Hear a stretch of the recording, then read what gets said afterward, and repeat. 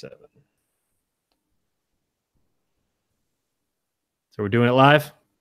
We are live. I got to figure out some way to have the chat up. Oh, actually, I know what I could do.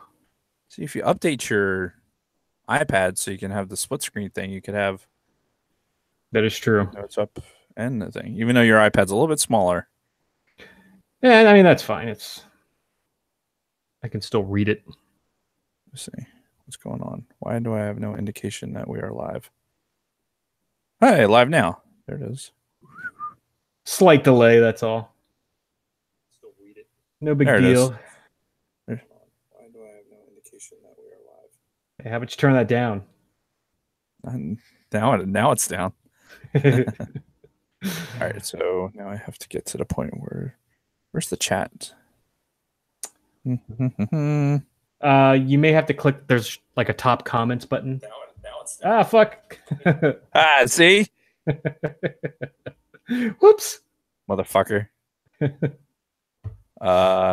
There is no chat as of right now, it looks like. Oh god, so funny story. When I went live last night, playing the Old Republic, Tom was on there like immediately, Bronco Fett, and like immediately he's chatting. He's like, "It's about fucking time." And I'm like, "So I'm just playing Old Republic. We're actually not recording until tomorrow." And he logged off. He got out of the chat. He didn't even say anything. It's like, oh, wouldn't even watch me play the Old Republic. Obviously, that's not what he was interested in. I love it. I love it when he posts the Chappelle. You got some of them podcasts? Yeah. That's something you don't know about me, Joe Rogan. I smoke rocks. All right, I'm still not seeing any chat. There's one watching. Could be me or you. It should be. Oh, am I logged? No, I'm logged in as myself. Who gave it a thumbs up? I'll give it a thumbs up. Why not? No chat. Okay. I'll keep that running in the background, but I gotta have the notes. I'll keep that in the other tab. Yeah, just keep an eye on the chat if anything relevant comes up. Boop. Boop, boop, boop. All right. I did not do a day in Star Wars for this one because I looked like all the days around today. Nothing really looked that great. We got plenty to talk about. Yeah. Honestly. Yeah, this might actually go on for a while. In fact, we got to remember, keep it under 2 hours, no matter what. So, yes. Gotcha. Because otherwise, it fucks everything up. More. So I got glare from this screen, then I got glare from the iPad. You just can't win. Fuck me. Fuck this glare. All right. So.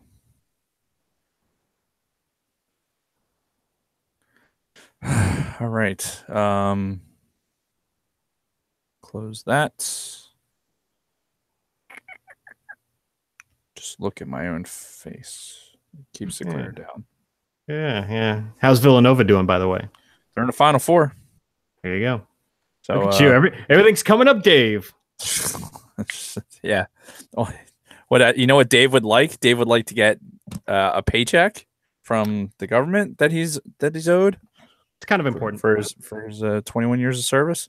Mm-hmm. That would be great. I'm sure. Hopefully the VA is watching. Motherfuckers. Hey, there's somebody new in charge now, right? So maybe yeah. Maybe something will happen. Ironically, I typed out some hate message. Somebody put something on Facebook, and I typed out this hate message, and I'm looking at it, and I'm like, I'll save that to my letter to Congress. Yeah. What I'm tired of, and I don't know what, actually. So every person at the VA that I've talked to has asked me, "Oh, are you should contact an outside organization to help you with your claim." I'm sitting here in the VA office, working on all my claims. Why would I involve a third party? Right. And so the DAV, does not stand for Dave. Although that's how I always like when I had my high score for Pac-Man. That's what I put in DAV. But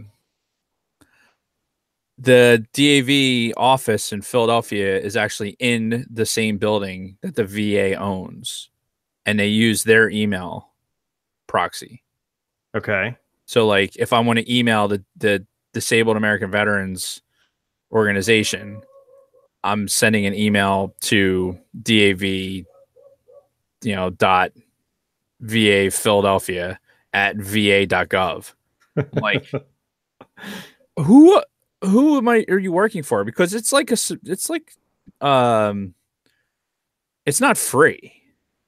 No, like they're not doing the shit out of the kindness of their heart. Like there's like a whole subscription thing. I'm really wary of the whole fucking thing. So it's been like I don't know. I've just been applying to jobs and trying to find work while I'm still working on the VA shit. It's just it sounds like very, very frustrating. Sounds like something that I will not be looking forward to having to deal with. Oh, shit, well, I'll tell you what, Jason. By the time you are ready to do this, I'll have known enough about it that I can walk you through the whole everything you fucking need. Yeah, no, you need to call Linda over at the Philly office. Yeah, yeah. Don't you fucking worry about it. We'll definitely we'll get you there. Yeah. See, now my broadcast says there's 4 viewers. Oh, okay. Right, but like on the YouTube feed, as I'm looking at it, it said there's only 1 watching now. That's weird. It is weird.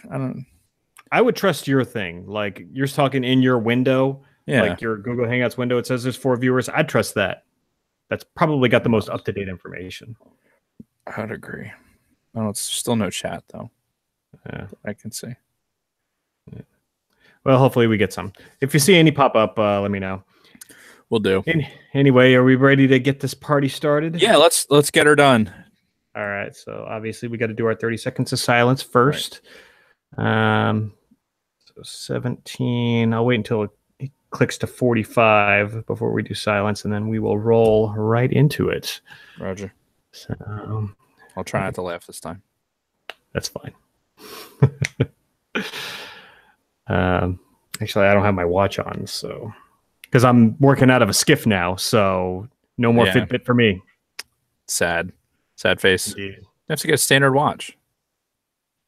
What is that? Who wears those? Yeah, they issued you a G-Shock watch at the unit before. That is true. I have no idea where it is. I'm not going to lie. All right, silence time. And begin.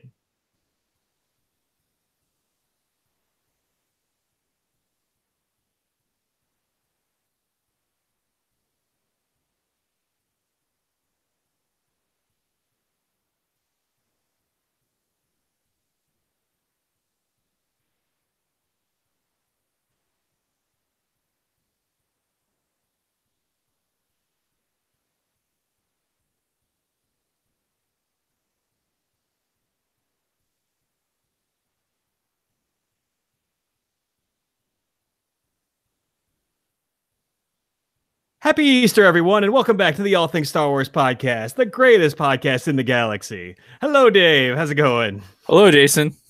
I wanted to stop you. I saw the grin coming up on your face. So I'm like, all right, I'm going to cut him off right now. I'm just going to introduce Dave. What's happening? Nothing. I was wondering if you're counting in your head or what exactly you were doing there. Yeah, that's basically what I was doing. I wasn't wearing my watch, so I'm like, oh fuck, we got to do 30 seconds of silence, and I have no way to keep the time. So what would have been smart is if I had actually turned on like my timer and my watch. That probably would have helped. But whatever. Fuck it, we'll do it live. This fucking glare, I swear to God, it's gonna kill me. How about I just do this? It's exclusive for the video audience. So, hello, everyone. Welcome back to All Things Star Wars, the greatest Star Wars podcast in the galaxy, blah, blah, blah, blah. I'm Jason Roscoe. I'm here with my good friend, Dave. Hello, Dave. Hi, Jason. I'm just trying to get through this intro real fast so we can get to the good stuff, because I have a feeling we're going to have a lot to talk about. Because what are we talking about this week? Well, this week, since it was the release of the DVD, Blu-ray, 4K, how you doing? Jason was able to pick it up on Tuesday. So we're going to talk about all the extras that came with the Blu-ray, the iTunes download, and whatnot. So of The Last Jedi. Of The Last Jedi. So yes. Not specifically, we're not breaking down the movie any further, but it's going to happen anyway. And I have some things to say about the movie itself too as we go along. It's going to happen whether we like it or not. And it's not all negative. I just want you to know that. Not all negative. Why does that point it at me? I'm not the person. So I'm pointing at the audience. Yeah, I don't care about you. See, when I put that's you, that's the audience. Dave, audience. Fair enough. So before we get into that, though, we got some other stuff we want to wrap up. First of all, so speaking of buying the Blu-ray and everything, when I bought my copy this week, I posted a picture of it to Instagram, and I didn't say anything like smart ass about it. It's like, oh, here we go, you know, got my copy of the Blu-ray. Well, until I got to the hashtags, except the hashtags. Yeah, and I think I did like hashtag Star Wars and then hashtag fuck Ryan Johnson, something to that effect. And holy shit, man, did we get a whole wide range of responses? And I kind of regret my initial knee-jerk reaction to one of the comments, because one person on there, they commented very early after I had posted that. They're like, Star Wars is all about positivity and then blah, blah, blah, blah. I don't like your hashtag. I'm unfollowing you. So as soon as I saw that, I deleted the comment and blocked the person. But now I kind of wish I'd kept it up there just so people could see it. But I'm like, no, fuck you. Because you know that person didn't unfollow us right away. They were probably waiting to see if we responded so they can get into an internet argument. And I'm just like, no, fuck it. I'm just going to block you. So I have that power, you know, shocking abuse of authority. Not shocking, but you know, not necessarily appropriate. Yeah. It's what I do, though. But yeah, no, we got a whole slew of responses. Like, we got responses like, oh, you wasted your fucking money, you know, fuck that movie. And then you got some people like, oh, it's the second greatest Star Wars movie of all time. We got a lot of responses, and it was second wide range. Movie. That's okay. That's a bit of a stretch. You know, obviously that's not our opinion, but no, man, it just goes to show you how polarizing this movie was and how it still is. Right. Well, even in something we shared on Facebook with the how it should have ended, you know, like it says specifically like the most divisive movie or divisive movie, you know, Star Wars movie ever. Yeah. And it's accurate. It really is.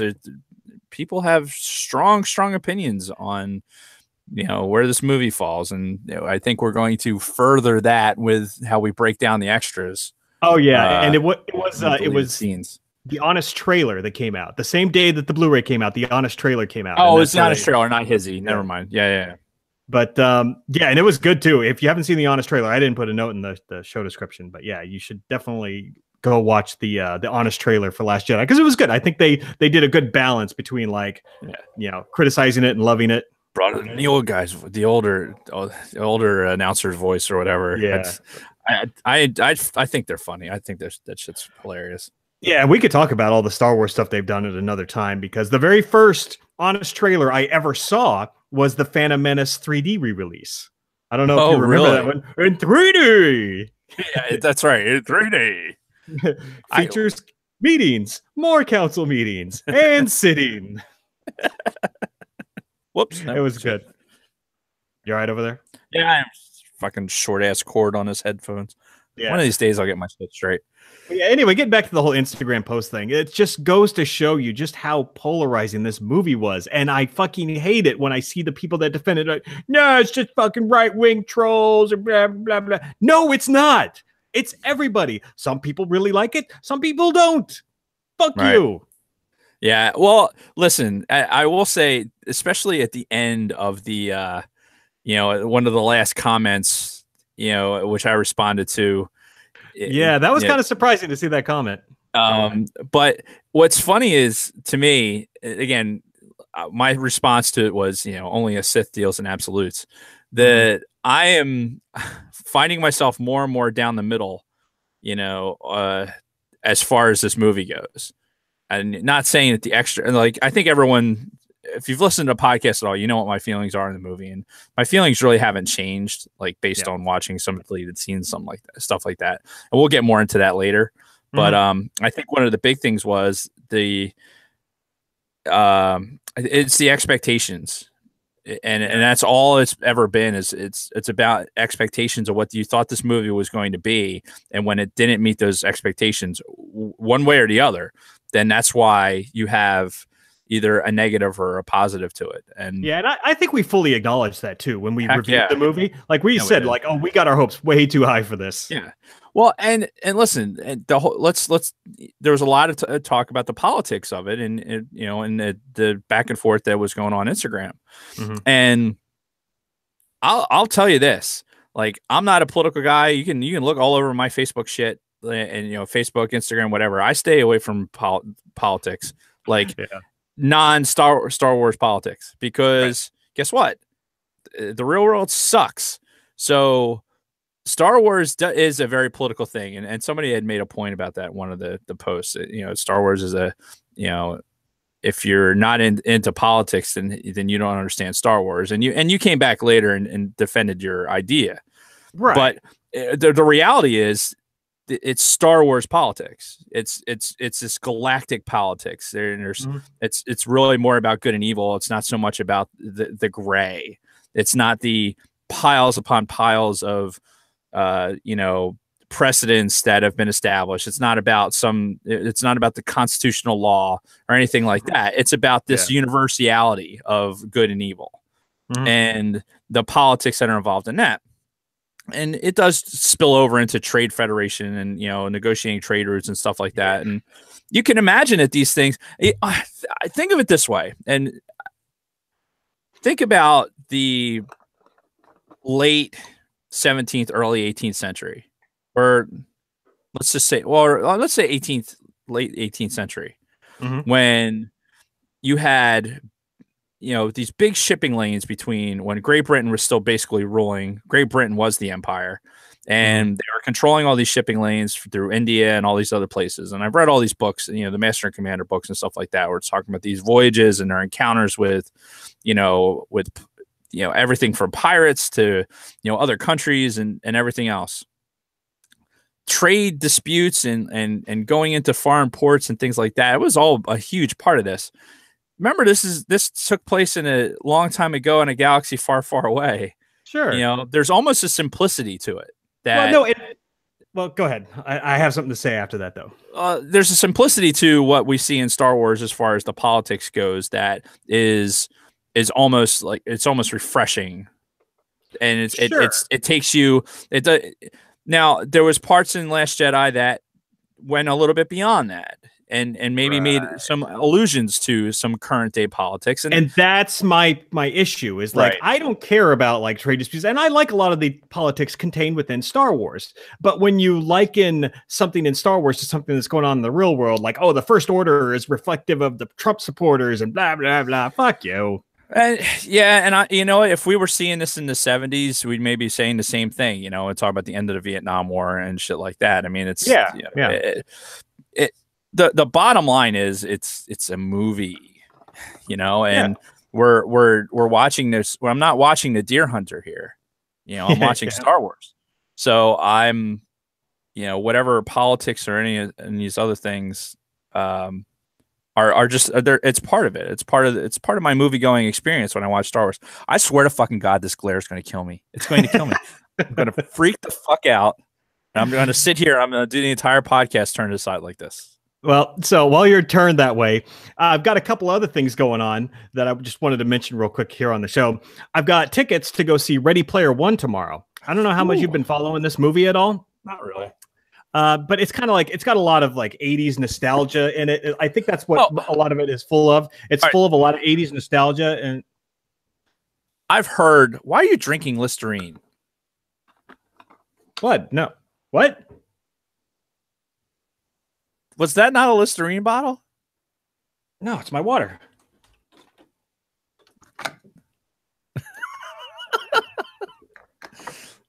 So anyway, what were we, Ready Player One. What's up? All right. Sorry. I felt like we needed some sight gags this week, and I was wondering how long it would take you to notice that. I just happened to be looking like, what the fuck is that? It only took you like 4 times to finally realize what the hell was going on. Well, I saw the bottle quickly, and I'm like, that's an odd bottle. Yeah. Cool mint Listerine. Is it really cool mint Listerine in there? Or would you fill Rumplemints? No, I'm not actually drinking it. I was just putting it up to my mouth and just kind of like letting it sit there. Jesus Christ, Jason. Like, he's losing it, folks. He's been in Mississippi too long. He's fucking losing it. He's sitting there drinking Listerine like we're in the fucking, like in a fob somewhere in Afghanistan where there's no alcohol. So he's on a fucking Dave, that's all. Jesus Christ. Anyway. Ready Player One, 80s references. Yes. And allegedly there's some Star Wars references in there. So okay. We'll see. But it's Steven Spielberg. No John Williams, though, because I read an article recently. John Williams had to decide. First of all, I guess he's been having some health issues lately, so that's not good. And really, he's kind of tied to basically Spielberg and Star Wars with a couple other things mixed in here. But Spielberg had Ready Player One, and he's got another movie coming out later this year.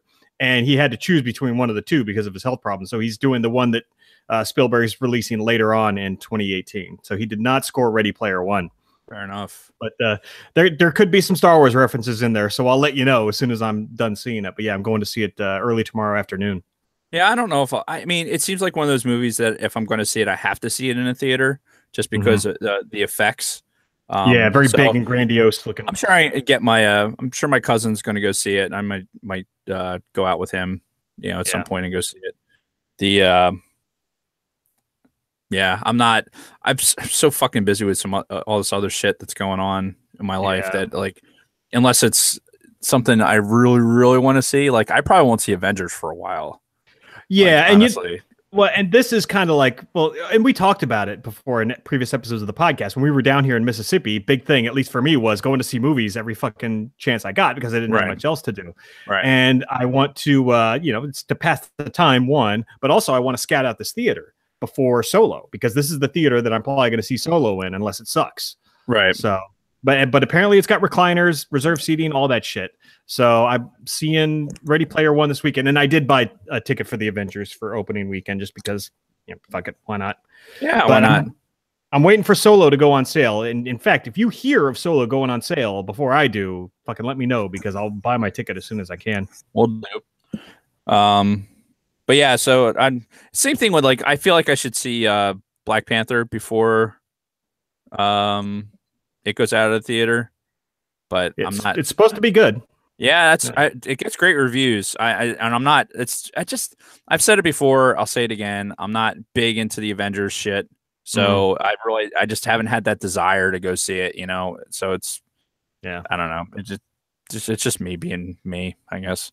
One other thing I wanted to mention before we get to you and then our main topic is last night I was testing out streaming The Old Republic over our YouTube channel. Because, we have our Twitch channels, which we were streaming before that. And I figured, well, fuck, since we're going to be doing the podcast over YouTube Live, let me see if I can get the game streaming working over YouTube Live. And I got it working to a point. There were some issues, but I think I may have ironed those out today. So I may be going live again on The Old Republic over YouTube Live. So keep an eye out for that maybe this weekend. Yeah, well, let me know if you're up. I mean, I got to finish my impromptu renovation of my family room this weekend, but and my sister's in town because it is Easter weekend, so family shit. So maybe if you end up doing it during the week, maybe we can see if we can get both of us logged in. Cool. I mean, it'd be a useful distraction. Yeah. So what about you? What have you been up to this last week? You know what? It's been VA bullshit. It's been renovations. And like I said, I decided, my retirement ceremony is coming up. Like, even though I've been retired for like over a month now, my retirement ceremony is next month, and you're gonna get gifts and prizes. It's just part of the deal. Excuse me. And I wanted a room where I could like really display the stuff. So the family room downstairs has been had this like country theme forever, and which was fine. But like, if I'm going to have that's where I usually tape from. I'm back up in the old office, which is my wife's office now. I'm surrounded by Hello Sparkle stuff and premier jewelry things. That's not what the audience can see, thankfully, behind you. Yeah, that's what I'm looking at. Not my airplanes and some manly stuff is still on the walls up here. So yeah, I see some TIE fighters. Yeah, They're the it's like the blueprints. It's like the original patent blueprints for those things. It's like a reproduction of them. Thought those were always cool. But anyway, so I haven't really had a chance to do anything. A couple of days this week, I did have a chance to sit down and play video games. So I was playing Battlefront 2. Nice. This was after the newest patch? Yeah, this is after the update. Honestly, aside from I played a map on Crate, which was decent. It didn't. I was playing Blast specifically because I wanted to see, like, Blast was our biggest complaint. Yes. When we were playing it before, so I was playing it on Blast, and I'm still I'm not proficient with the maps, obviously, but it was cool to play a couple different maps that I hadn't seen before. I felt like the spawning was better. I don't know. I didn't see anything in the update that says, like, hey, we're improving the spawning areas or anything like that. But I feel like, especially the maps that I played, I wasn't being spawned directly into a fucking kill zone, which is what was happening before. But this was one of the new maps that was added, the Crate map? Yeah, I played. It was a Crate map, and then there was another one. Fuck, I should have wrote it down. Anyway, it's fine. But yeah, I played a couple different maps, and then I played a couple of the ones that we have played before. Do you still have your daily Crate, not Crate map, but Crate, your daily Crate thing that drops, which is, it's just basically mostly credits now. I guess based on what they pushed to the update, that you can, like, use the crystals and buy, like, basically skins for your characters, like when you're for different poses and shit. So it's EA's way of kind of still trying to maintain some relevancy in what they were, like, whole. It's not pay to play, but you could still buy stuff in the thing if you want to. And some fool's going to spend money on putting a different costume on one of the characters. But somebody has too much money to burn. But I can't really complain much because I do that a lot in the Old Republic. So yeah, exactly. I haven't played the Old Republic in forever too, and I have a subscription. Need to get rid of that. But anyway, so or just play it. Or just find time to play it. But so but I wanted to get in there. I wanted to download the update, and I wanted to kind of get a feel of it. Like, the games, it's the same game. I just feel like it was a little bit more playable. Like, I wasn't, like, playing Blast and then, like, after one game saying, "Fuck this, I'm never playing it again." Because every time we played it before, it was like, "Fuck this." So I would play. I'd play 3 or 4 rounds of Blast, and then that would be enough, and then I'd either be going to bed or doing whatever. Yeah. So I like the new maps. I think it's dirt cheap right now. Like, if you were your Xbox Gold, like if you went to Xbox Gold and went to buy this game, it's like $30 right now. Yeah. So if you're just now getting into it, and, like, if you're one of those people who was, like, waiting for it to get cheap, it's cheap now. This is the time. Go fucking get it. And if for nothing else, because if you're just buying it now, you haven't played the campaign, listen to episode whatever it was where we talked about Battlefield campaign, or Battlefront, campaign. I pulled a Jason there. Yeah, I know, right? Listen to that episode, and get in there and play the campaign, because the fucking campaign is really good. Yep. And the campaign update that came out right before Last Jedi is relevant to The Last Jedi. So did they add any campaign updates since then? They did not. Okay. There's nothing updated in the campaign. All right. But that's too bad. I'm sure they're coming out with something. Oh, and I don't know that we're going to talk about it later, but I'm just going to bring it up now, just real quick. I saw there's a lot of rumors out there about them making the EA. I'm pretty sure it's EA is working with another developer to make basically an open world, like Star Wars. I saw that too. Yeah. And it seems like it's coming across more and more of the little, legitimate sources that are getting wind of something like this. So that'll be interesting to see what they do with that. Because it could be like what we were talking about before, a Destiny style Star Wars game. Which would be fan fucking tastic. But more to follow on that. I mean, right now it's just rumor. EA is not confirmed anything. There's nothing official. And The shitty thing about that is games take a long time to make. So Yeah, even if like they were making it, it could still be another 2 years before we see it. It's easily 2 years out, regardless. And you know, which it's if it's done right, good. Fucking take the time to do it fucking right. Don't try and push a game out there because your Battlefront 2 game, you know, shit the bed. Yeah, or you broke your disc. Yeah, yeah. What was the fuck? I forgot that kid's name. What the hell is his name? McNasty. McNasty. That's right. Yeah. I haven't played online in a while, except for I don't see McNasty on Battlefront 2. So yeah, just to get us caught up on the chat real quick. We do have a bunch of chat that I totally missed. Why am I not seeing it? It was like the bottom right of the screen. There was like a thing that says top chat that I had to click. But yeah, Bronco Fett's on there. He's asked, is he drinking Listerine? Bronco Fett probably picked it up before I did. So good on you. And Bronco Fett, by the way, is celebrating his wedding anniversary this weekend. So congratulations. And hello to Scott and Jennifer, who are also in the chat. Very nice. I am chatless.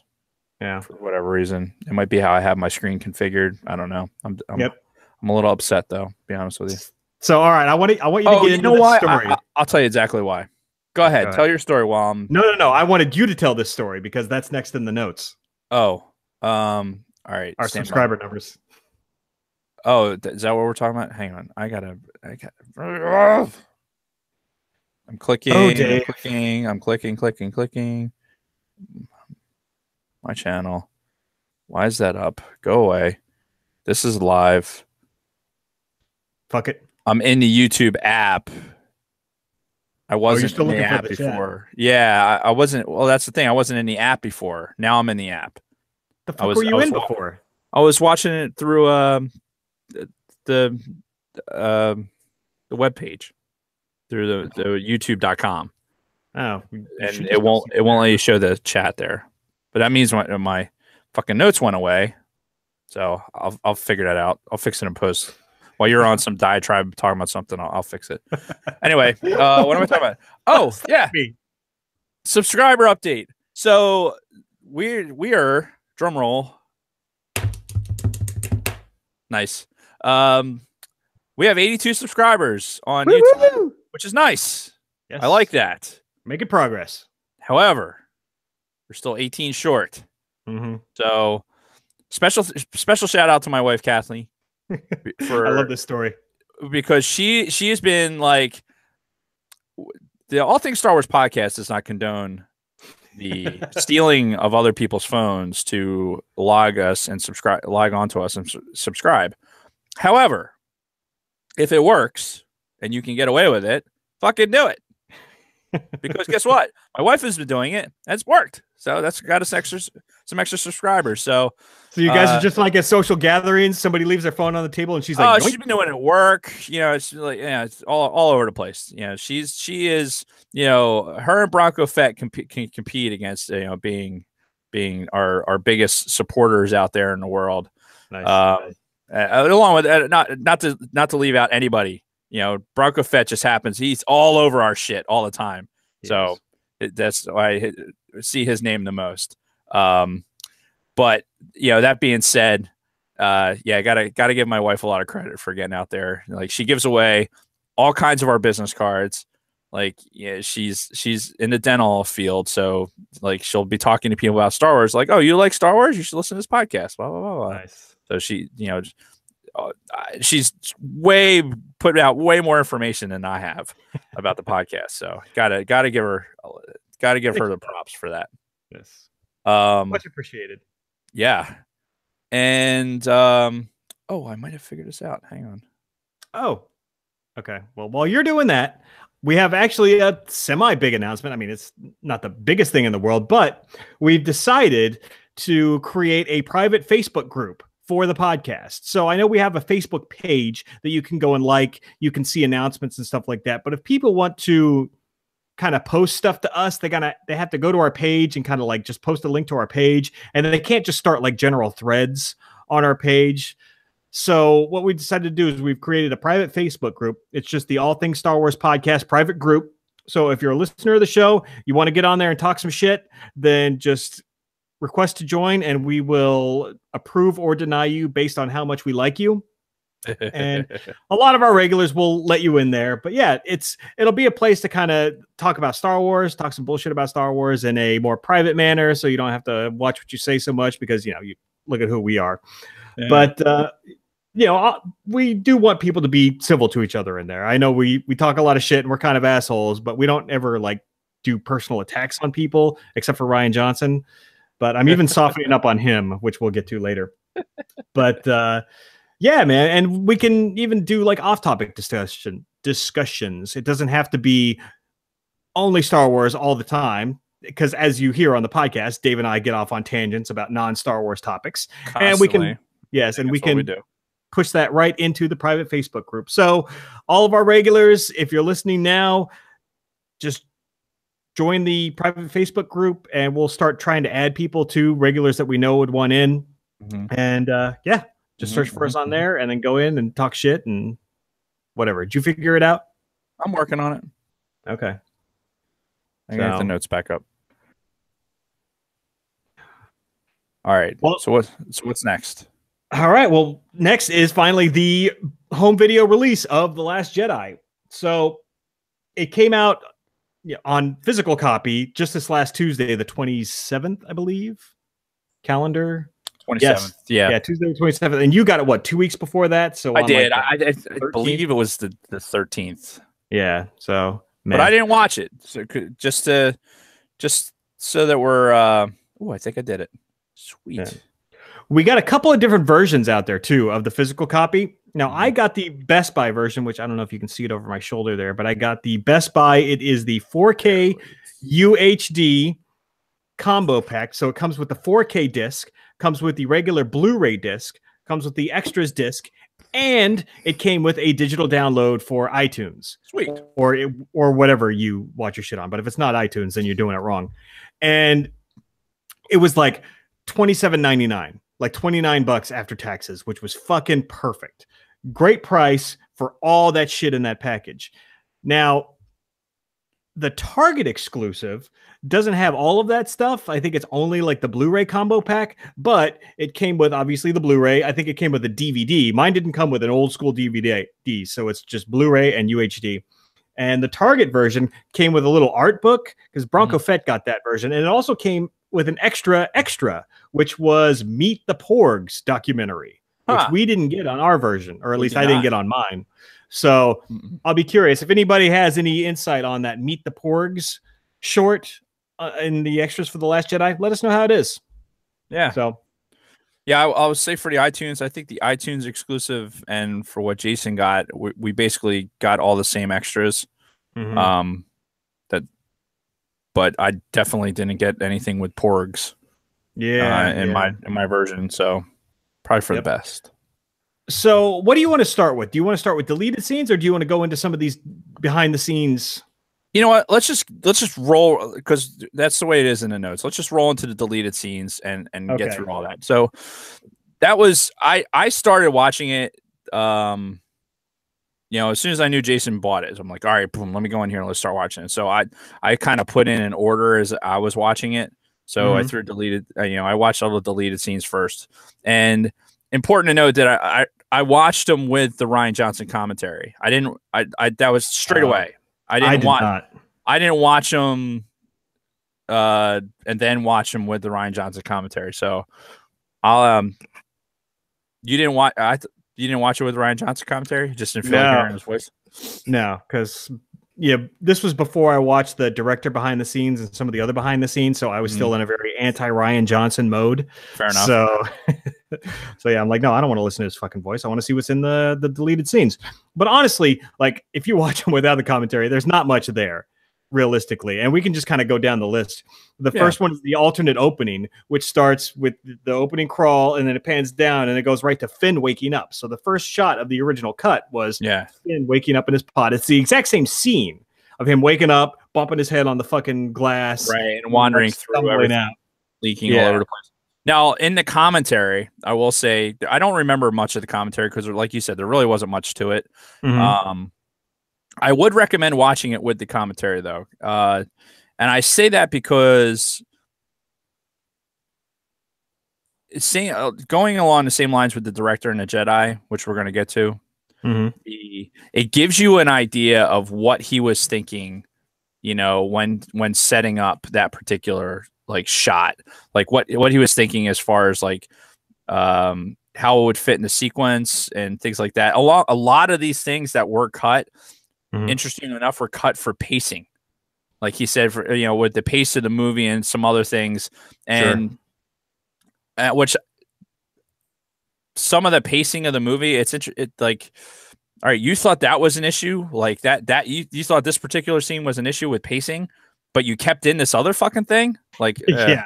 But you know, again, I'm not a fucking director, so you know what do I know? But as far as the alternate opening goes, he said specifically what he wanted was when as it panned down, like you think you're getting a traditional Star Wars pan down into like a planet, but instead it's the bubble that Finn was in. The dome with the bubble that he was in. Yeah, so it's kind of clever, but and then he said after watching it, and then like again, it was a pacing thing. It's like, okay, the next few setup shots, like it loses the storyline. Again, found it interesting that like he had an awareness that there was a storyline there. So and he knew that particular thing would kind of put it out of sequence for where a storyline was. So, but again, listen, if you listen to the commentary, it does give you an idea, like, all right, this is what he was thinking when he was, you know, talking about this. Yeah, and you have to keep in mind, this just came out a few days ago. I don't have time to sit here and fucking watch all the extras and then watch all the extras with the commentary. So I will get to the stuff eventually, but yeah, I just couldn't watch it with the commentary. The next one was called Paige's Gun Jams. And Paige is the more interesting of the Tico sisters, the one who actually has a little bit of depth and likability. But yeah, she's Rose's sister. And really, this deleted scene is like a second and a half long. It's like she's shooting at fucking TIE fighters, her gun jams, she fixes it, and then shoots the TIE fighters, and the scene's over. Yep. But wow, that was fascinating. Yeah. But it would have been more screen time for the better of the Tico sisters. But what can you do? Well, that's fair enough. All right, and then we're gonna keep going. And ultimately, there's going to be a crescendo of just of just like hate vomit everywhere. No, but then we have Luke has a moment. This was actually really cool. It's right after Chewie broke down his fucking door. He's like, "Where's Han?" And then the scene with him talking to Rey outside. And he's like, "What do you think? I'm going to go grab a laser sword and take on the whole First Order myself?" Right. And he storms off after that scene. And then it continues from what we saw in the theatrical cut. He just goes back into his hut and he sits down and he just starts crying. Right. So I don't know if this is like the realization that Han died, if like this is his reaction to that, or just kind of the whole gravity of the situation. But either way, he just kind of sits to himself and he just like kind of weeps a little bit. Like, he's like kneeling at a desk or something, and just you'd see him.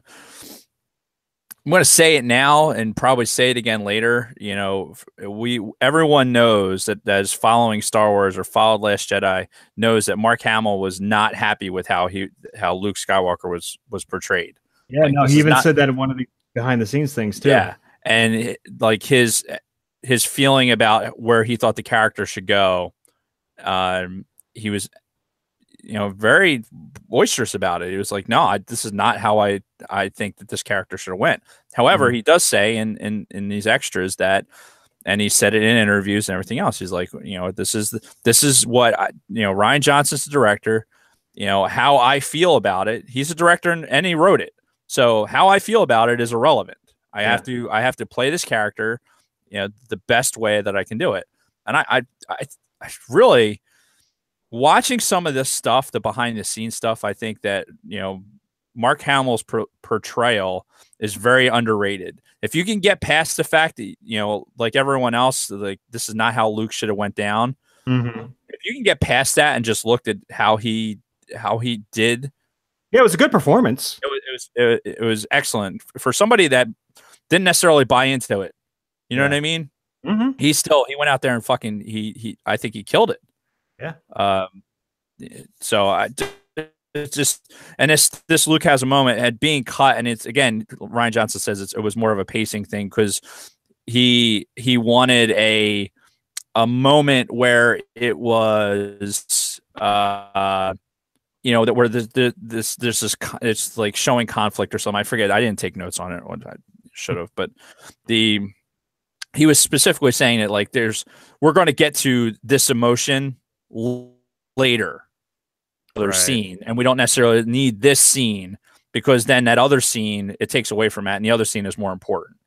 So that's why something like that, which seemed like when you're watching it, seemed like wow, this seemed like pretty pivotal. It would have gave us an insight that Luke was, had emotions about Rey being there and wasn't just being such a curmudgeon. Like he had genuine, feelings towards what was going on. It would have been nice to have seen that earlier than when we did see it. It was almost assumed up until that we did see it in the movie. So anyway, next, it was a neat scene. I didn't dislike it at all. But the next one this was called Not Much of a Sewer. Now, first of all, I didn't know that sewer, like you sew material, and sewer were the exact same spelling. So when I looked at the title in the DVD menu, it's like, I'm not much of a sewer. I'm like, what the fuck is that? Yeah, I'm even looking at it again at the notes. I'm like, why fucking sewer? It just doesn't look right. Yeah. Yeah, but I guess that's the way sewer is spelled as well. So should have been. It was a seamstress or something like that. Well, it was Poe talking though. So if Poe had come out and said, "I'm not much of a seamstress," then we'd have all kinds of other questions going on. But that's beside the point. Otherwise, the scene was kind of short and dumb. And you're gonna find that a lot of these deleted scenes center around Rose, Finn, a little bit of Poe, and they're all kind of dumb and lame. So, they had an ass load of shit, and they had to cut some of the shit out to make shorter shit. Pacing. It's all about pacing. Yes, all about pacing. This next one kind of pissed me off, only because I hated the fact that they used this as the title of the deleted scene. The title of the deleted scene is called "It's Kind of Weird That You Recorded That." And it's basically Finn sitting there thinking to himself before he abandoned ship from the Resistance, and BB-8 comes up to him and shows the recording of the end of Force Awakens when Rey kisses him on the forehead and says, I'll see you again soon, my friend. I love how she immediately friend zones him too. Like, you are just my friend. I will see you soon, my friend. Right. Uses that exact word. And then, Finn turns to BB-8 and he's like, okay, it's kind of weird that you recorded that, but thank you. And I thought if they hadn't put that line in the fucking title, it would have been a great comedic moment, even for just like a deleted scene. I thought it would have been funny if they hadn't put that in there, but whatever. They kind of ruined the one gag in the one deleted scene. All right. With the title. Before we move on. Yes. So when I set this up, right, and started the whole live broadcast. Yes. Was I supposed to do something extra to make sure that we could save it? No, everything should already be done. There is a checkbox for something that says enable archiving or some shit, but it should always be checked. It's always been checked before. All right. So I just want to make sure. As long as you didn't uncheck that, then we're good. I know I didn't. I some reason I'm just like, I feel like I missed a step or something, and we're all this would be great for the people who are watching it right now. But not necessarily for anybody else. No, we should be good. All right. Anyway, apologies for the that's fine. That's what we do. Yeah. So the next deleted scene was the caretaker sizes up Rey. I thought it was kind of a cute scene. It was after Rey and Kylo Ren's first Force link. She shoots the fucking hole into the hut. Right. And after the link's over, the caretakers are out there fixing the hole and they're all bitching. And then Rey walks past and one of them's just got a knife, cleaning a fish. And she's just glaring at Rey. Mm-hmm. And it goes right back into the scene again with her asking Luke, oh, well, who are they? They're the caretakers. Oh, I don't think they like me. Imagine why. But it was a real quick scene. It saved them again 2 seconds by cutting it out. I thought it was kind of funny. Yeah. And again, I guess from a director standpoint, that's where they have to make those decisions. And we saw it in the Director and the Jedi when they're he's sitting there and he's they're working on the editing as they were doing it. So as part of the kind of the workflow. And maybe it just was one of those things in collaboration with so many other things that just that extra moment, it was too much. So And then we have I can't look. Ryan Johnson is a successful director. I mean, it's really hard to beget some of his decisions from as far as how he sees the movie. Now, does he see a Star Wars movie when he makes it? He might think he does. You know, I think that's where we can, you know, center most of our debate. You know, does he when he's looking at a movie, does he see a Star Wars movie?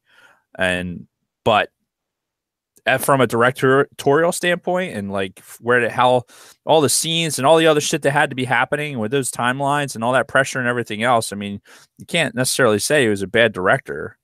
When it comes to stuff like that. So anyway, and we can kind of summarize that later, but let's get through the rest of these real quick. The next one. So I remember hearing before the Blu-rays were even released or any of that, that we were going to see Rey's third lesson, right? Because we never got Rey's third lesson. Right. So this is the Caretaker Village sequence. And this, I guess, was supposed to be the third lesson. And this is where after her and Luke are talking, he's talking about the hubris of the Jedi, your favorite word.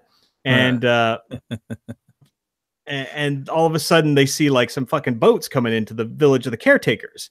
And Rey's like, oh, what's going on? And Luke's like, well, you know, once a month, this other tribe from another part of the planet comes and they plunder and they blah, blah. And Rey's like, well, we got to help them. And Luke's like, well, if you help them now, that just means they're going to come in bigger force later. So you have to think about the bigger picture.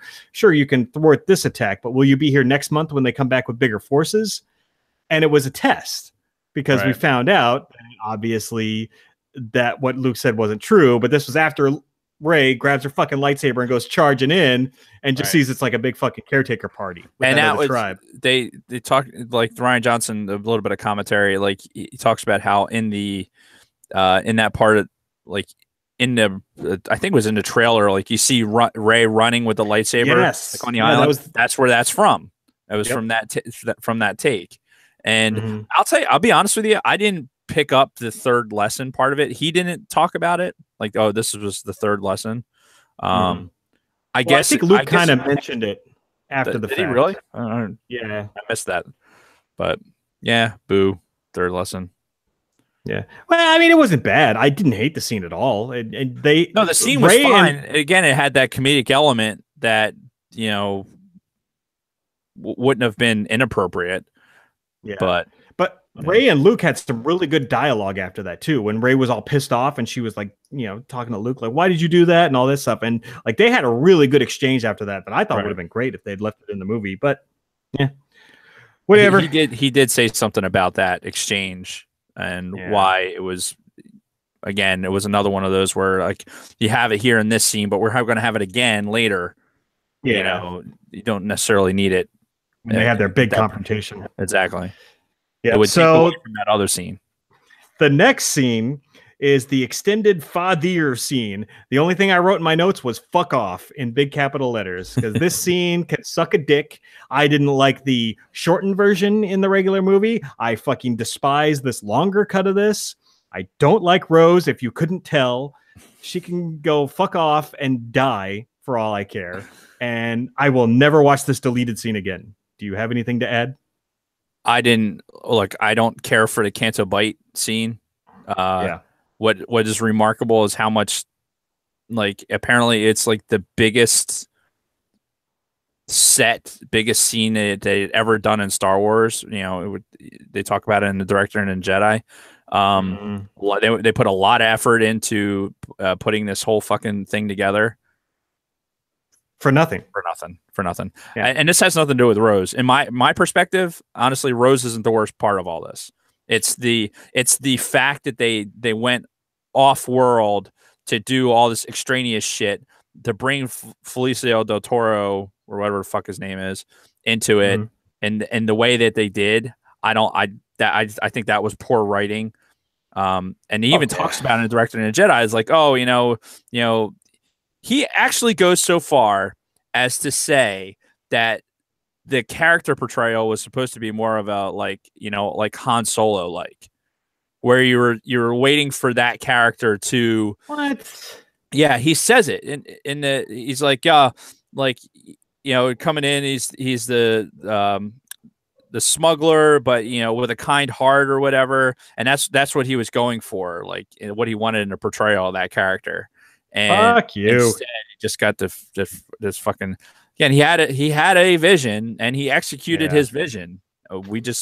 I didn't care for any part of the Canto Bight. They literally they should have just fucking flown right to the goddamn destroyer, and Rose and Finn and some other Rose and Finn could have fucking went in, disabled the goddamn thing, still got caught, still went through the whole fucking slowest execution ever. Yada yada. Again, listen to our fucking Last Jedi podcast and hear more about that. But in reality, everything about Canto Bight fucking irritated me. Whether it was a deleted scene or not. So again, Rose is not the worst part of any of that. Yeah. This next one, I actually thought was kind of cool, even though I don't like most of the Rose and Finn stuff. I thought this scene was actually kind of neat. And this was the Mega Destroyer incursion extended scene. This is when they're breaking into the Snoke ship. This is Finn, Rose, and what's his nuts in their Imperial outfits. And the only cool part about this was when they walk into an elevator, and like all these stormtroopers come in behind them. Yeah. And like one of the stormtroopers is like looking right in Finn's face. And Finn's like, is there a problem, soldier? Because like they were all nervous. They were all nervous as shit that they were going to get caught. Right. And so Finn had to kind of try to play it cool and like play the officer role and be like, is there a problem, soldier? And the soldier's like, FN 2187. And they had this little back and forth. And he's like, don't do this. And he's like, well, shit, I never took you for captain material. And he like slaps him on the ass. And exactly. That actually probably would have. I think that would have fit better into the movie once they got into the thing, because it's like, all right, we have an expectation that these stormtroopers were all kind of like, groomed and grown together. So you obviously recognize his face, and quite frankly, how many fucking black stormtroopers are there? I mean, honestly, good question. So they had to figure at some point that somebody was going to figure out who he was. This was the perfect way to do it. He's in an officer outfit. The guy is looking at him going like, man, I haven't seen you in a while. I guess you fucking got promoted. Like, holy shit. I know, because it's almost like a fraternization thing. That's the concern. And that's the way he pulled, the way they push it off. Yeah, and it's a couple of military guys, I'm sure we appreciate it more than your average person. Exactly. And maybe that's another reason why it doesn't go in. But I actually thought it was pretty funny. And I don't know if you noticed, but the guy that he was talking to, the stormtrooper, he had like a Southern accent. He talked in the same style of Southern accent that what's his name did, Thrawn's assistant in the Thrawn audiobook. Oh, no shit. Who was the guy, the dude's name, Thrawn's guy that was with him throughout the whole book? Oh, fuck if I remember. Yeah, I can't remember his name. But that was the exact same style of Southern accent that he talked in throughout that whole audiobook. Because if you remember, I mentioned that he talked in sort of like a Southern kind of thing. And that's how they depicted the people from the outer rim. Yeah. So I just thought that was kind of neat too. But yeah, I really enjoyed that scene. I thought it was good. Something that's going to bother me now that I can't remember that name. Yeah, it was a while ago. So this next scene is interesting. And this is kind of relevant to a little bet that you and I have. And this is like, it's called Phasma Squeals Like a Something Hog. I just have it written as Phasma Squeals, but the full title is like Phasma Squeals is like a hound hog or some shit like that. Right. And it's a alternate version of the confrontation between Phasma and Finn after purple hair bitch puts her ship through Snoke's ship. Right. And it's a different confrontation where Finn's on like some platform. Phasma walks up with a bunch of stormtroopers. Her helmet's already fucked up. And they're having this back and forth, and she's like, you traitor. And he's like, oh, I'm the traitor? Well, when I had a blaster to your face, you were real quick to lower the shields to Starkiller Base. And that was kind of a neat scene because we've gone back and forth about this throughout like the Phasma novel. We spent all that time reading and reviewing that thing, then the Phasma comics, and how really in Phasma's eyes, it's all about Phasma. So this would have been another good tie-in to all that, but it got cut because when she suspected that the other stormtroopers were believing Finn, she fucking just blasts them both, or all four of them that are on that platform before they start fighting again. Again, her survival instinct, looking out for number one, first and foremost. Right. And then Finn like fucking takes a big ass like blaster cannon and shoots her right in the fucking chest. And that's how she goes into like the cavern of space. Which would be more believable, honestly. Yes. I mean, you're laying amongst a bunch of fucking dead stormtroopers. There's fucking weapons everywhere. Like, oh, let me just go ahead and grab this and Yeah. pew, pew, and then knock her into oblivion. Yeah, I probably would have appreciated that sequence more, because right after that, she goes flying past, and then Rose and BB-8 are on the the top of the AT-AT. As they walk up. That's like the cut into that scene. Mm-hmm. But I forget it's interesting. I forget what Rian Johnson said about that, honestly. Yeah. But like in that too, it was very clear that she was dead. So I don't know if like this recut scene is supposed to give us some idea that maybe she's still alive. Hey, I'll talk to JJ about making sure that we get some sort of I'm not losing what it was, $5. I can smell that $5. I can smell it. I'll bet you can. It should still be sitting on the mixer in Star Killer Studios. Indeed. All right, so wrapping some of this stuff up, the next one is Rose and Finn go where they belong. This is another like 2-second lame ass deleted scene. I'm not even going to talk about it. Then Rey and Chewie on the Falcon. This is like 0.3 seconds, and it's just like Rey saying to Chewbacca, "Let's fly past this fight scene on Crate, or let's go like behind them." Do you know what though? Do you know what I thought would have been cool about this? It would have shown that there was a thought to, okay, we can fly the Falcon into the middle of this shit show, or we can figure out where everyone else is. Right. Let's choose our battles. You know what I mean? Like, I liked looking out the windscreen and seeing the battle from that angle. I thought that was pretty cool. Like that was the takeaway for me. It was like you're looking out the windscreen of the Falcon and you're seeing just all the fucking whatever the designator is for the big AT-ATs. I don't remember. Fuck, I don't remember either. But yeah, so you got all the AT-ATs fucking up, fucking pew-pewing and going into this pile, and Rey and Chewbacca have no idea that fucking Luke's at the bottom of that shit. So and it's not even a part of the decision. It's just like, let's not go fucking, let's go do something else. Let's choose our battle type thing. But I did like it was just so short though. That's all. Yeah, I did like seeing it from that other perspective, like kind of that side profile of that battle. I just thought that was cool. Yeah, no, it's fine. It's just, again, it was just like super, super short. And then the last thing was, it was a costume montage of like Canto Bight. So you know how you mentioned like they put in a lot of work into this fucking scene, and that's all it was. It was like 6 minutes of just like showing all the shit that you don't see in a movie, because this part of the Canto Bight sequence is not that long in the fucking movie, and they spent all of this goddamn money and time on it. Rian Johnson says like this particular thing was just like, it was one person like had cut a bunch of the stuff together of characters and characters and creatures and everything else that you don't necessarily see on the screen at all. It's things that you don't see in the movie that a lot of people spend a lot of time on. So this is their opportunity to see those things. Let me say this. Yeah. As much as I fucking hate the Canto Bight sequence, I really do. It's the part of this movie that brings it down a peg, for sure. Yes. The costume design and the creatures and how much like non-CGI there was. This part, and then you see it again. We'll talk about it in Director and the Jedi. There was so much real effects in this movie that I truly appreciated that perspective of it. Like, if you're going to make something feel like a Star Wars movie, then that was definitely part of it.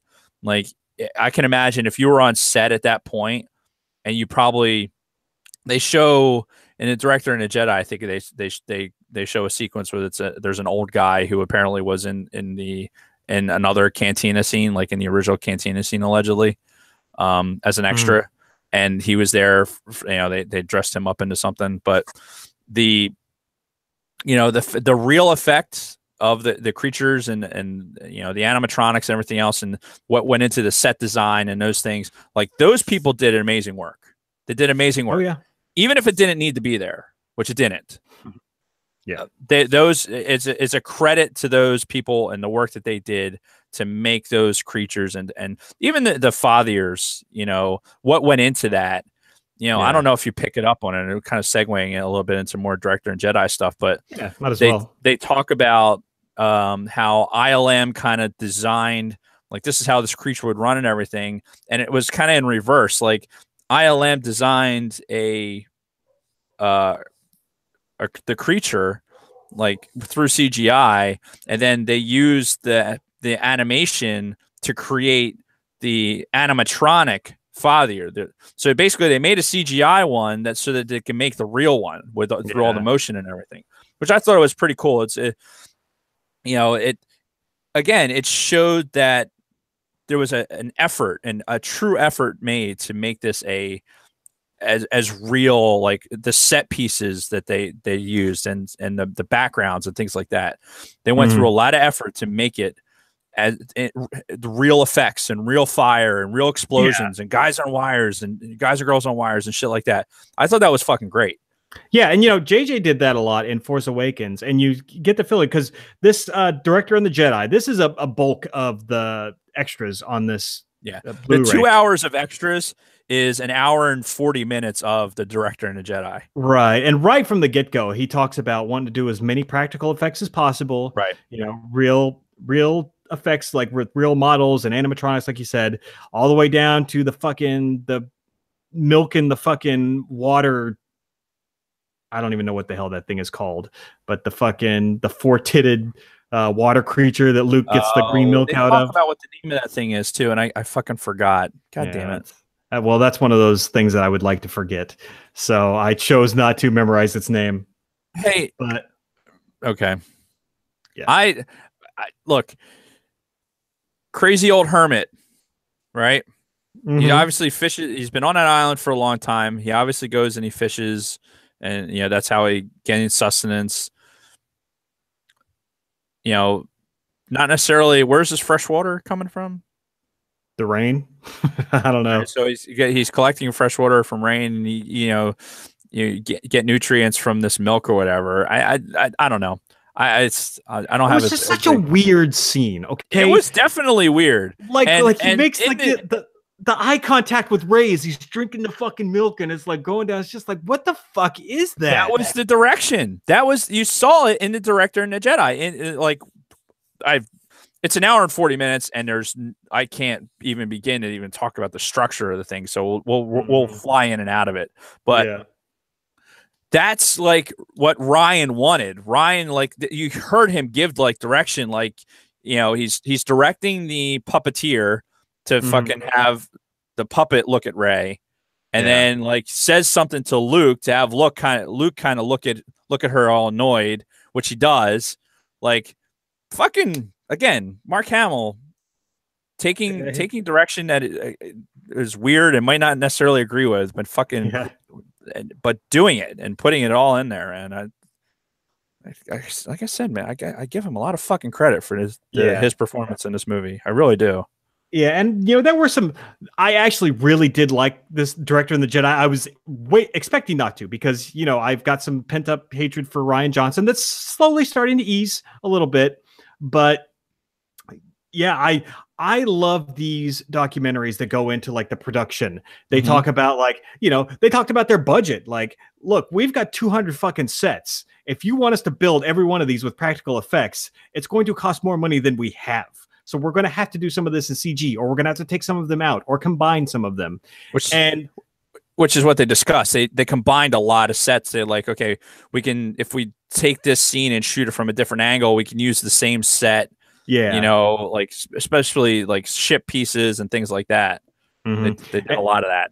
And there was a lot of like, early reads of the script. There's like a bunch of scenes between Daisy Ridley and Mark Hamill where they're in like fucking street clothes at Rian Johnson's house or something, and they're just reading the script and kind of acting it out like early drafts of the script. They're in the house and they go out back and they're acting out certain scenes. That I agree with you. That shit is that is it's exactly what I was not expecting that out of the documentary. But it was reminiscent for me of watching the documentary that they made for Phantom Menace. That's exactly what I was thinking as well. Yeah, you say what you will about Phantom Menace, but that documentary was fucking great. It was. Go on YouTube and watch it if you already haven't. Yeah, and this one is along those same lines too. So this one's again, it's not just about Rian Johnson, though. It's a big focus is obviously about him and his direction and everything, but it's really about the production of this whole massive fucking movie. Which I mean, they put a lot of fucking time and money into this goddamn thing. When you watch this, you're like, holy shit. Yeah, and like he's mic'd up. Rian Johnson's mic'd up through obviously through all these sequences, and they got camera people following him and everything else. Because there's a one thing I'm really curious to know what Anthony Daniels was going to say to Rian Johnson that he didn't. Because he asked him, "Are you mic'd up?" And it was after 3PO. He was doing some voiceover stuff like for 3PO's reactions to some stuff. He was out of costume, and then he comes over and it's like, "Are you mic'd up?" It's like, yeah. Mike's cameras are like, all right, well, when you're not mic'd up, I'm going to tell you something. I'm really curious now what the fuck that was. I know. We need to like start tweeting Anthony Daniels and be like, hey, what the fuck are you going to say to him? Dude, here's the other thing too. There was a really cool setup where they show Mark Hamill, he's with a bunch of people like off to the side of the set. Mm-hmm. And he's talking about Anthony Daniels and talking about C-3PO and how throughout A New Hope, and they were talking about getting a different voice for 3PO. Do you remember this part? Vaguely, yes. Yeah, so like Mark Hamill, he's like telling stories, like which obviously that's what you would do. Like if you've been in the fucking movies, for this long, and you're in the original trilogy, and you're Mark Hamill, you're gonna fucking tell stories to anybody who's gonna listen, right? Mm-hmm. I love to sit next to this guy in a pub and start fucking talking, telling stories. But this in particular, he's talking about Anthony Daniels and how the actors had gotten so used to hearing Anthony Daniels' voice, like that was C-3PO. That like I'm an out of place butler, in this thing, and how different it would have been if they hadn't done his voice. Yeah, like, if it wasn't like a squeaky British voice, like like it was the perfect like for what it was, and I think in my list of characters I hate, 3PO was one of them. If I remember way back in a podcast, I do remember that. Yes, yeah. So, but I think I know that 3PO with a different voice isn't the same character. If they had dubbed over for something like, it's not like Darth Vader, the Brit David Prowse with his fucking voice, like was not Darth Vader. It would have changed the character entirely. Because I'm sure you've seen the early footage of him talking. Yes. Doing the Darth Vader lines when he's in the costume. Right. Like, oh God, no. It's like something from Family Guy, Star Wars. Yeah. But it's same. But with Anthony Daniels, it would have been. It fit. It fit and was appropriate. And I just when I was watching Mark Hamill talk about it and trying to imagine, when he's, he says a couple of lines, like it shows Anthony Daniels out of costume, like on the set, and he's speaking into the microphone, I guess for the dub, and he says the lines, but he says it in a couple different ways, like, and he keeps saying the line over and over again until it like hits that natural point where this is how 3PO would say it. And then that's right before he went over and asked Rian Johnson if he was mic'd up. But I thought it was an interesting interlude. I like the fact that Mark Hamill was on the set. He had nothing to do with that scene, but he's on the set. He's talking to people and hamming it up like you do. I appreciated that. I thought it definitely it was just a nice part of the documentary, let's say. Mm-hmm. And I mean, I don't know if you have anything else to say about this director and the Jedi, but it's good. Like, it's certainly worth a watch. Lots of good behind the scenes shit going on in this, and it makes me hate Rian Johnson less, if that helps. Well, and so I'm going to say this. I don't know if I said it online or offline now. I can't remember. But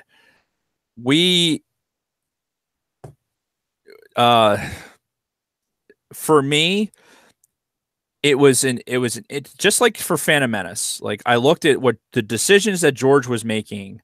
He was making for a particular reason. Like, he wanted certain things to happen with this film. And a lot of it had to do with these effects pieces. It had a lot to do with, his vision of the prequels and everything else. So when you're watching the the Phantom Menace documentary, like you're looking at it like, okay, you don't, it doesn't necessarily make you like the movie more, but it makes you understand from a director standpoint that this is kind of what he was going for. Sure. I had the same impression with this documentary with Rian Johnson.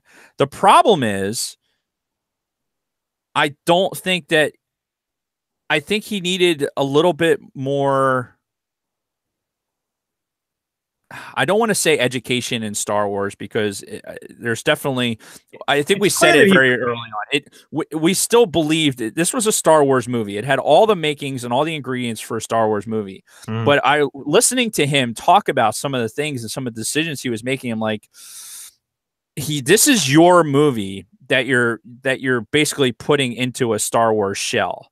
Yeah. Like, you wrote it, you had an idea, like you got into these characters, you were interested in what this character do, what that character would do, and that's what you wrote, and that's the movie you put out. And again, from a directing standpoint and from all the set pieces and everything else, that stuff, it was executed extremely well, I think, from a movie standpoint. I just think that if it were even somebody as dumb as me, okay, with a lot of Star Wars background, could talk a lot of shit about Star Wars, I think I would have stood there and looked at certain things going like, okay, I get it. He said a lot that he was trying to take a character in a direction that would surprise people. Right. Didn't need to do that. You really didn't. Like, your stamp on this movie and this franchise could have been made with, with a lot of other things, and you took liberties with the flow of these characters, and now we're at a point, like when you say, like, okay, let's talk specifically about the moment wherein Rey is he equates Rey's experience with, like, the mirror, whatever, that whole thing, when she goes into the dark side pit, like, she equates that to Luke finding out that Darth Vader is his father. Like, he had this image that Darth Vader was, like, Luke had this image that Darth Vader was like the ultimate bad guy, and now his entire world changes because he has this information. Rey, and this is Rian Johnson talking, Rey has this entire thing throughout the movie, like, she's trying to find out, like, she's looking for that moment, and that moment is that she's on her own, right, that she doesn't have like a powerful bloodline, right, there is no connection, and that's the moment. And I disagree with that. And I, not just because that I felt like, and I had my own prediction as expectation or anything like that, but I think what you did is you put a character out on an island, and Kylo Ren is also out on an island. Like, he says in there where with the Kylo Ren character that he's, he talks about the conflict and everything else, but he also doesn't identify Kylo Ren as the bad guy. Do you know what I'm saying? So it's at some point you would have realized that, like, okay, who's the fucking bad guy now? Yeah, because you killed Snoke. Yeah, Luke's dead by his own accord. Okay, and we talked about it at length already, but Luke, Ryan acknowledged it. Luke, or Mark Hamill acknowledged it, that this was not the way he wanted to go, but went all in. Again, kudos to Mark Hamill if you're watching. Professional. So, but it leaves me hanging with this thing, and you alluded to it, like, in the IG post that you had and some of the discussion where you're talking about executive orders and things like that. Oh, that was the IG post. That was something you put on Facebook, but if you were it was on another thread. Yeah, if I was in charge of Lucasfilm, what would I do? Yeah, this list of executive orders, and one of them was that you'd fire Rian Johnson, and never let him do anything. And, like, I don't necessarily agree with that. I like you, after seeing this, like, okay, now that I have an idea what Rian Johnson was thinking. I don't necessarily think that I don't want him to never make another Star Wars movie. I would just prefer not to involve the characters that I love. Yeah, and leave out the fucking animal rights and the anti-war bullshit, right? Please. But which I don't know that we can help that anymore. But Anyway, the long story short, it's his perspective going into the movie, and like it just showed that Kathleen Kennedy was 100% on board with what this kid was. And I say kid, he's like our age. Yeah. What his ideas were and his storyboarding and everything else, and where he thought the characters were going to go. What I would have liked to have had is somebody at the top say, okay, we have another movie to make.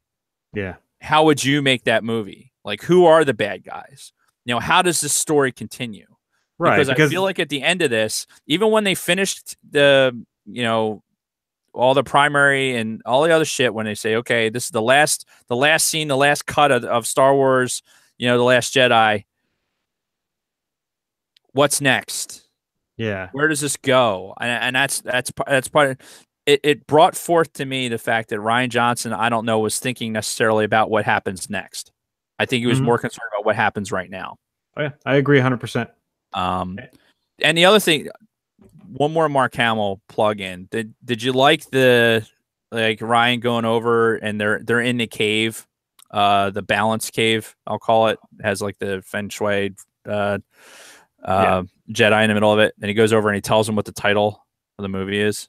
I thought that was pretty cool to go over to you know, knowing, like, again, I think Rian Johnson is a good director, and I think him going over and to a cast member who he knows isn't real happy about where his character is going, and go over and be the person, tell him like, hey dude, by the way, this movie's really about you. You know, right. It's going to be called The Last Jedi. And Mark Hamill says, well, that's me. And he's like, yep. You know, pats him on the back. I thought that was a cool little moment, you know, for the audience to see and as part of the documentary. Yeah. But Mark Hamill was a trooper. Yeah, it was an hour and 40 minutes. It was a long documentary. I had to, you know, take it in bites. I was up till fucking 2 a.m. I've had this insomnia lately. I think it's stress related, but you know, I finished watching it last night, and I thought it was worth it. I'll probably watch that again, the documentary. Oh yeah, I agree. I see myself watching it again to see stuff that I might have missed. You know, pick up little nuances. But anyway, it's worth buying or downloading just for those particular things. I mean, the deleted scenes, nothing fantastic. Yeah. This documentary, it'll be worth seeing. And like, we're alluding to Bronco Fett had said something earlier about the Meet the Porgs was a cool documentary on the robots and the puppets. Yeah, so that's worth it. I'm sure it'll pop up on YouTube eventually. That's exactly what I said in the comments. I said, cool, I'm sure it'll be on YouTube. And then thanks, Big Lovin'. Are you looking at the comments? I was looking at them earlier, but just real quick, just to kind of get through the rest of this stuff. So we had 3 other kind of like mini documentaries. We had the lighting, the spark, creating the space battle. We had Snoke and Mirrors, and we had Showdown on Crate.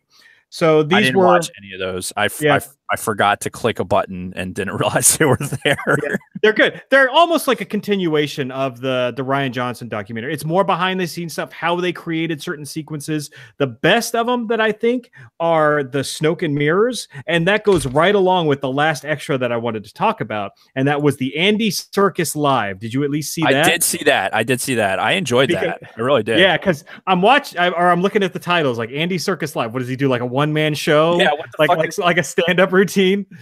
But it's the Snoke scene, like the Snoke Rey Kylo Ren scene, because they filmed all of that with Andy Serkis there live in the fucking motion cap suit. Right. And it was the non-CG thing. It was all the Andy Serkis acting. Like it was him there that they put in with Rey and Kylo Ren, and they showed that whole fucking sequence, and it was really, really good.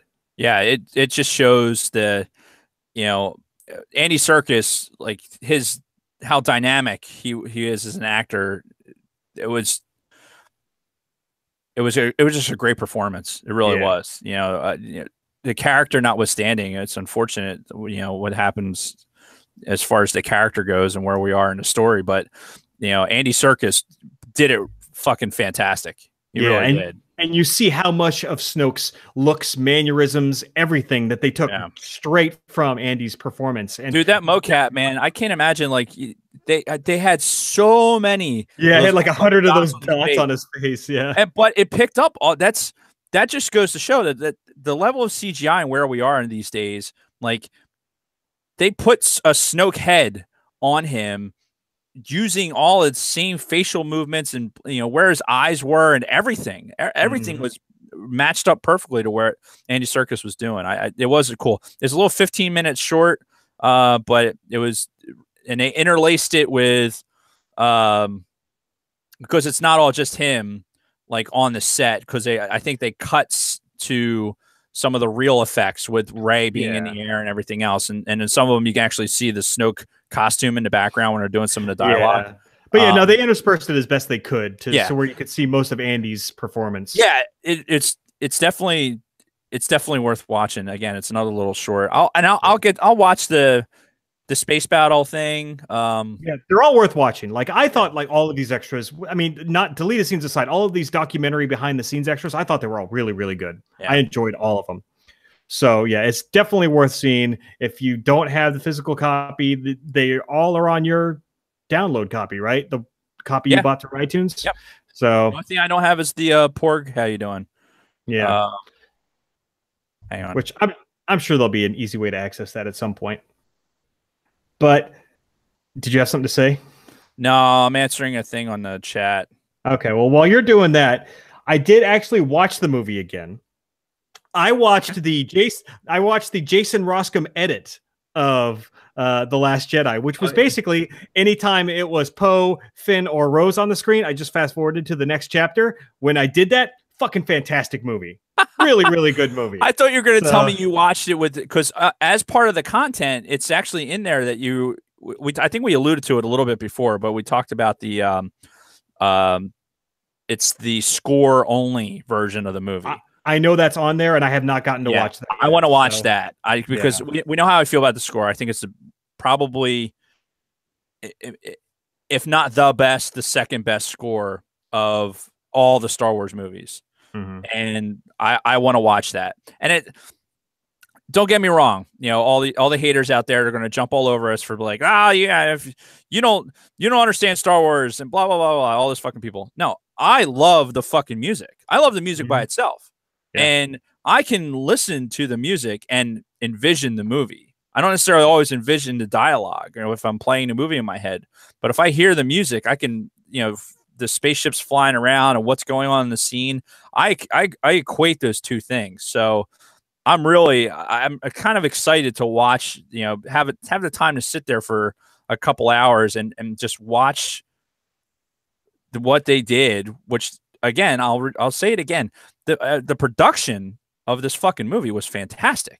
Oh yeah. Second to none. Effects, you give me the effects with all the shit that's going on, and then the score, because even the Canto Bight score is actually kind of like, if you're listening to it by itself, is actually pretty catchy. As much as I hate that fucking scene. Yeah, it's a very Cantina Bands like sound kind of going on in the background too. So. It's very dynamic to some other things. It was really cool, but yeah, I'm looking forward to that, and I actually haven't watched the movie yet, because like I said, I didn't want to even. I pre-ordered it when it was going to be released, and I didn't watch any of it until I knew you had your copy. So that was on purpose. So I'll probably watch it here at some point. Yeah, in the near future. It'll be without Kathy, because Kathy doesn't like The Last Jedi. She didn't like it. So I'll end up having to watch it at some point by myself. Yeah, I mean, honestly, we've shit on it a lot, but like I still say, and I will reiterate this: everything between Rey, Luke, Kylo Ren, Snoke, all of that stuff I thought was fucking phenomenal. I really liked what they did with that. Even though Snoke died prematurely, the scene was still great. That whole build up, that whole crescendo that led up to, him turning the lightsaber and then boom, turning it on, fucking bringing it back to Daisy's hand with the fucking Force theme playing. Yep. They stand up, look face to face, and then turn back to back and start fucking killing those Praetorian guards. Awesome scene. Oh, with the score and everything else, just so and good. The director and the Jedi, they talk about like how they choreographed it, and going through the motions and stuff. It was the spectacular scene, spectacular set, like that whole set and how they did that. It brought back some of those elements, familiar elements from Empire. They mentioned that a lot. They wanted that had elements of Empire brought into it. Yeah. Ryan Johnson said he watched Empire to bring some stuff in. Oh, we completely fucking forgot all the Yoda shit. All the stuff with Yoda. Holy crap, man. It's worth watching the fucking that documentary, The Director and the Jedi. It's worth it watching it just for the fucking 15 minutes that they spend with Frank Oz and Yoda. And when Mark Hamill sits there and fucking sees Yoda like being worked as a puppet for the first time, you can see just the holy shit emotion. Yeah, like that back like emotion. Years. Yeah, and because we talked about it before, but then they took the fucking original mold for the puppet. It's as close to the original puppet as you could possibly fucking get. And you got Frank Oz, and then you had the people like the assistant director and those guys were talking about it, how they would be going through the script read, and all of a sudden Frank Oz would drop into the Yoda voice, and everyone would just go whoa, So it was just the Yoda work. Just was that much more impressive. I thought that Yoda was.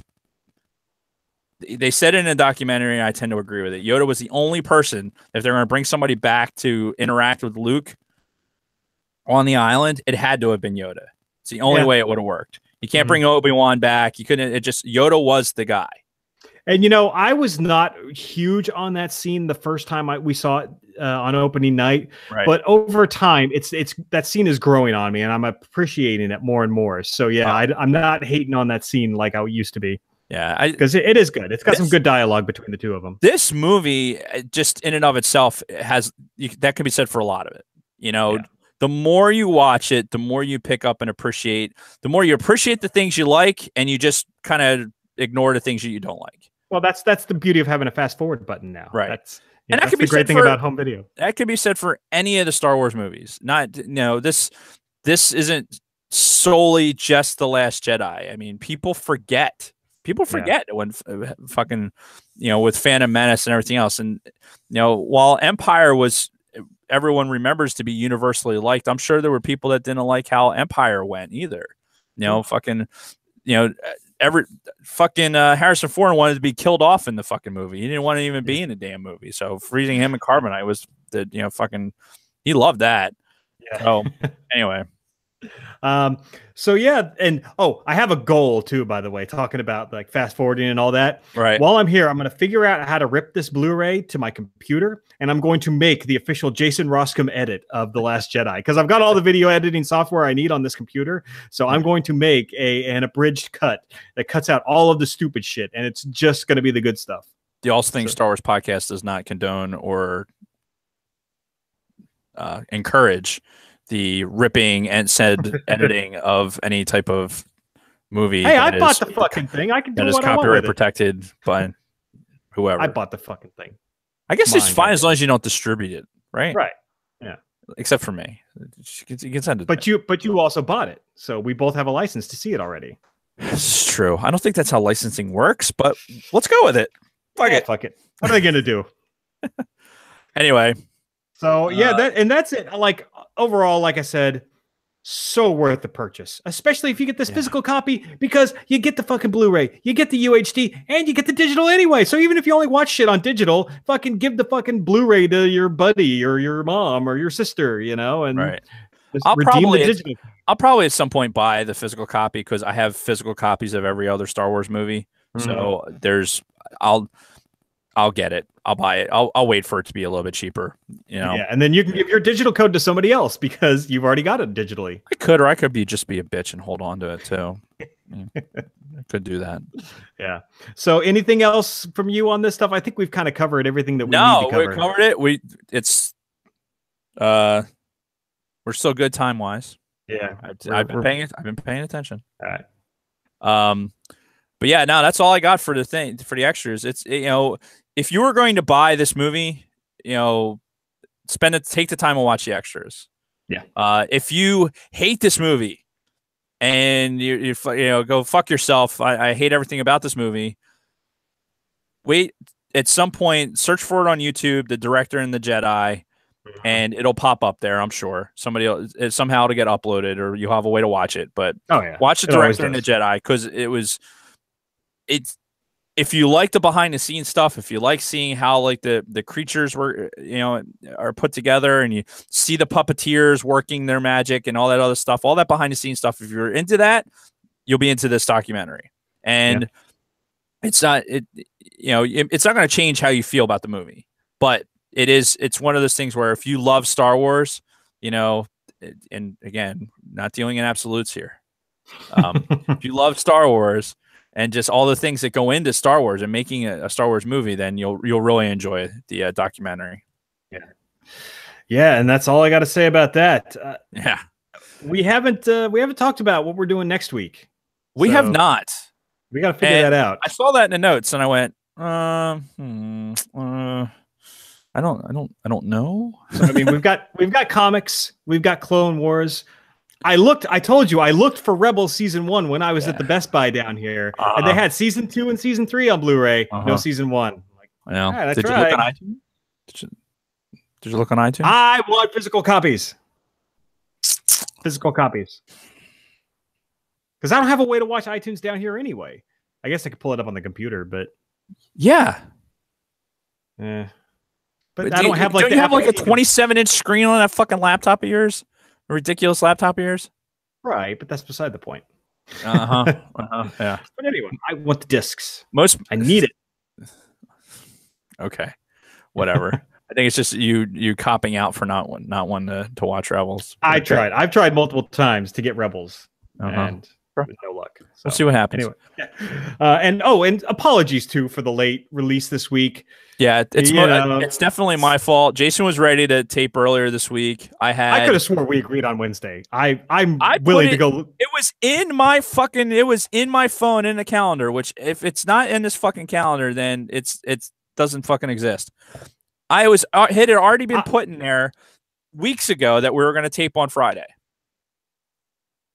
It was in there. There's no way we could have agreed weeks ago to do it this Friday. So obviously that's just something. It was over a week ago that we said. All right, 3 weeks ago. All right, not 3 weeks ago, Jason. Jesus Christ. You just want to be right about at least one thing. Fine. Yes, but we had definitely come to an agreement that it was going to be on Friday today. So I don't know that I had Wednesday in my head the whole time. I'm like, all right, ready to go. And you're like, there's no way I would have agreed to it because I lodged Wednesday night. Yeah. And then we were supposed to go see School of Rock in Philly last night, but Kathy got stuck in traffic, so now we're going to see it tomorrow night. Yeah, cool. So anyway. Yeah. So we'll figure out something and we'll let you know what we're doing. And we'll be shooting for a closer to midweek taping for all those who y'all got some of those podcasts. Yes. You don't know about me, Joe Rogan. Yes, we're talking about you, Bronco Fett. But yeah, hey, let's we didn't really talk about it, but we got I think we had we got new subscribers. Yes. We'll just segue into the social media stuff. Sure. Seriously, 18 more. We need 18 more subscribers on YouTube. So, whatever whoring out, whatever phone stealing, or all that other shit you got to do, fucking do it. By hook or by crook, we're willing to look the other way if laws are broken. Just get us more subscribers. How the fuck would we know if laws were exactly? Well, you don't tell us. Yeah. We're good. But anyway, all things Star Wars pod on Instagram. Most of you already know it. And we have some good conversation on there this week. Like my picture of the Blu-ray sparked some really interesting comments. Yeah, there was there's some good back and forth there, which I missed almost all of it. Yeah, I know. We're almost done. Fucking just relax. Somebody has to pee, by the by. All things Star Wars pod on the Instagram. All things SW pod on Twitter. Yes. All things SW pod. On minds.com, we're all things Star Wars. Yes. On the on Facebook, go to facebook.com/all things Star Wars pod. And join our private Facebook group. Yes, join our private Facebook group. And oh, by the way, if for some reason you're like, fuck, I can't remember all that fucking shit. If you go to allthingsstarwarspod.com, it'll take you right to our Facebook page. That's we bought the web address, but we're not hosting anything. Who the fuck wants to have to maintain a website? I mean, I don't want to do that. Maybe if we get to some point where we're actually selling shit, then maybe. But I know, apologies to people that have been promised t-shirts and shit. That's my bad. I haven't been over to the fucking studio to pick that shit up. Life is happening. So we'll like get spiders living in there now. Probably big ones, big spiders. Do you usually get big spiders in there? Maybe yeah, I won't go over there. Maybe we'll just burn it down. You'll find out. Anyway, yeah, you should fucking. We had a spider in our fucking bedroom last night. The thing was like, no lie, like with the legs, it was like this, and Kathy saw it and it's like, giant spider. And I looked at giant spider. Oh fuck! Like so, then like the chase was on. Because the motherfucker was running away from me, and then it hit into the air conditioning unit. So I had to bang around, and I ended up taking my fucking knife and like chopping it to pieces. Because I was like, "Fuck this spider!" Yeah, it was fucking bad. I would have loved to have been there to see that. Oh, dude, it like fucking, you're in bed. It's just like, it's sleepy time. It's like, fuck, and spring into action with a fucking, giant Benchmade knife, like fucking. Stabbing, literally, I sliced that bitch into pieces. There was no fucking way, because I had a couple of its legs off, and the fucker was still running away. Oh my god! Yeah, it was way too much. I think that's why I was up till 2 a.m. All my adrenaline was up from fucking chasing down this spider and fucking murdering it. Hopefully, its family was watching so they could get the fuck out of here. Like, because you're next. Shit. You fuckers are next. Fuck spiders. Oh. Anyway. Well, I think that is the perfect way to end this show. So thank you, everybody, for listening. Thank you, everybody who's been watching on YouTube. Make some more Google accounts. Get us some more subscribers on YouTube. And with that, Dave, may the force be with you. May the force be with you.